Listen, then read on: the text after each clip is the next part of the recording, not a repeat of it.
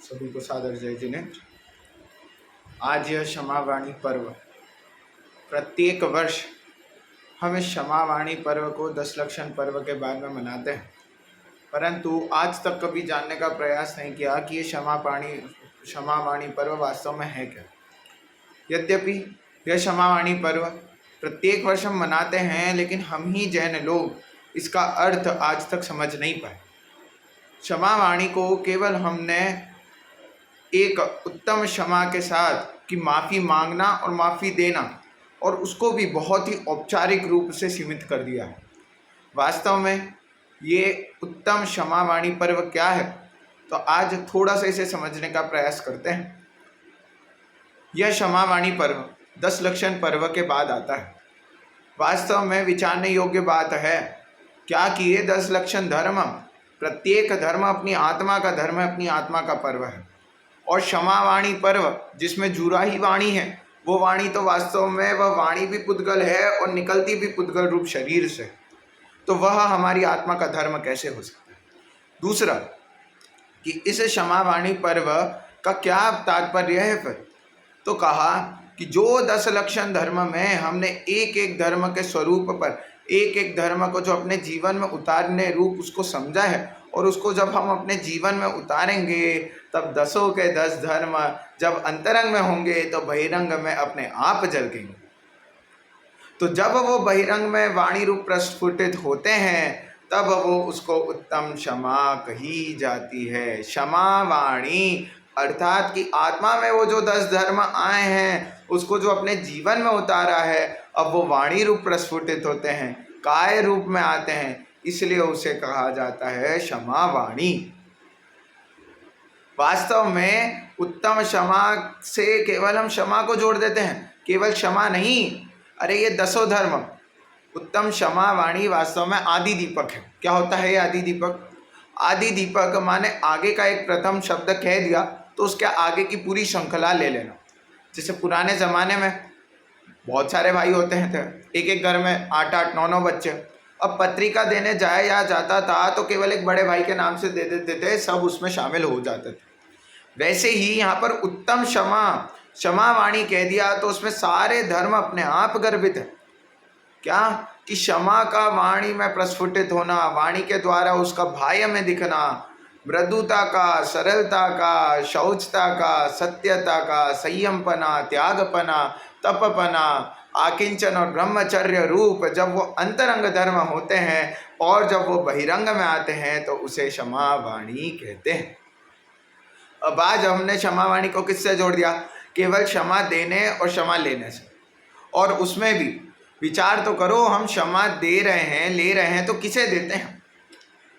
यदि व्यवहार से बाह्य में भी हम क्षमा दे ले रहे हैं तो किसे दे रहे हैं? सिर्फ उन्हीं को जो हमारे इष्टजन हैं, परिजन हैं, जिन्हें हम जानते हैं। जिन्हें हम जानते नहीं, जिनके साथ वास्तविक में झगड़ा हो, जिनके साथ वास्तविक में द्वेषपना हो, जिनके संबंध में हमने कुछ भूल की हो, ऐसे शत्रुजनों से तो आज तक कभी हमने क्षमा मांगी ही नहीं। केवल अपने परिजनों के साथ मांगते हैं, और उसमें भी केवल इसको एक औपचारिक रूप बना दिया है। केवल व्हाट्सएप पर मैसेज कर देना, इस दिन मंदिर जाकर सबको एक बार उत्तम क्षमा कह देना। अरे ये वास्तव में उत्तम क्षमा का धर्म नहीं है। उत्तम क्षमा वाणी तो कहती है कि जो 10 धर्म आपके अंतरंग में आ गए, अब वो अपने जीवन में उतारने का धर्म, कि वो 10 दिन आपने इतने अच्छे से समझे ना, एक एक धर्म का स्वरूप समझा, एक एक धर्म की पूजन में एक एक धर्म की आराधना करी, एक एक धर्म को समझा। अब वो केवल समझ के छोड़ना नहीं है, ये क्षमावाणी संकल्प है कि अब मैं उन 10 धर्मों को अपने जीवन में निरंतर रूप से अपनाऊंगा, तब वास्तव में क्षमावाणी सार्थक है। अब मैं आपसे पूछता हूँ, क्षमावाणी, इसमें एक जीव दूसरे जीव से क्षमा मांगता है और एक जीव दूसरे जीव को क्षमा करता है।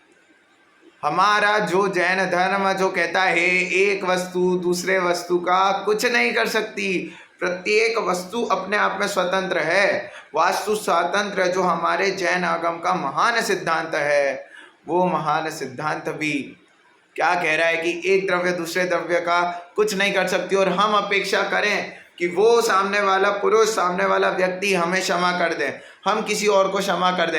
अरे विचार तो करो, क्या हम किसी को क्षमा कर भी सकते हैं? अरे कोई दूसरा जना हमें क्षमा कर भी सकता है?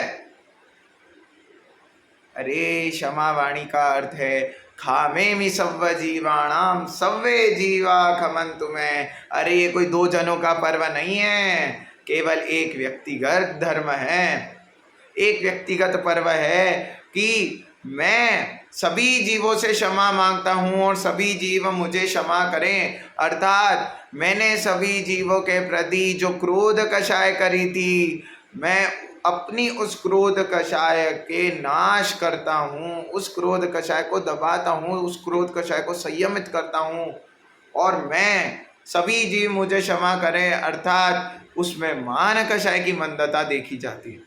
माने ये व्यक्तिगत पर्व है, इसमें जब तक क्रोध और मान कषाय की यदि मंदता ना हो तो समझ लेना क्षमा वाणी पर्व हमने वास्तव में मनाया ही नहीं।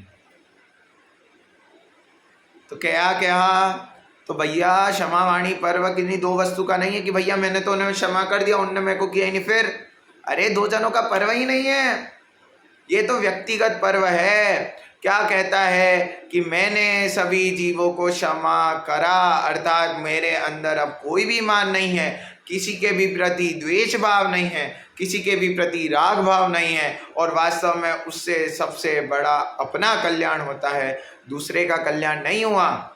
और सभी जीव मुझे क्षमा करें, इससे उस क्रोध कषाय का मंदता देखी जाती है, उससे भी अपना ही कल्याण होता है, अन्य जन का कल्याण नहीं होता है। और क्षमा वाणी को केवल हमने एक व्हाट्सएप मैसेज, एक संदेश, एक फ़ोन कॉल कि आज मन वचन काय से कृत कार्य तनुमोना से यदि हमारे द्वारा कोई भूल हुई हो उसे क्षमा करना, केवल इस वाणी रूप तक सीमित नहीं है। ये क्षमा वाणी पर्व तो उन 10 धर्मों का फल स्वरूप है कि वो 10 धर्म की जो आराधना की थी, अब वो 10 आराधना का संकल्प लेना है, उसको अपने जीवन में उतारना है और जब वो अपने जीवन में उतरेगा तब वास्तव में वो क्षमा वाणी पर्व कहलाएगा। तो आज हम सभी इस क्षमा वाणी पर्व को केवल वाणी तक सीमित न करके, वाणी रूप कथन भी औपचारिकता से करना गलत नहीं है, उसका निषेध नहीं है, करना ही चाहिए, परंतु वास्तविक में वो क्षमा वाणी पर्व क्या है इसकी जानकारी हमें अवश्य रूप से होनी ही चाहिए। प्रत्येक वर्ष हम मनाते हैं, लेकिन क्षमा वाणी का स्वरूप आज तक हम में से कोई नहीं जान पाया है। तो मैंने यहाँ पर क्षमा वाणी का स्वरूप का स्पष्ट कि ये क्षमा वाणी पर्व है क्या, इसको थोड़ा स्पष्ट करने का प्रयास किया है। सभी को जय जय।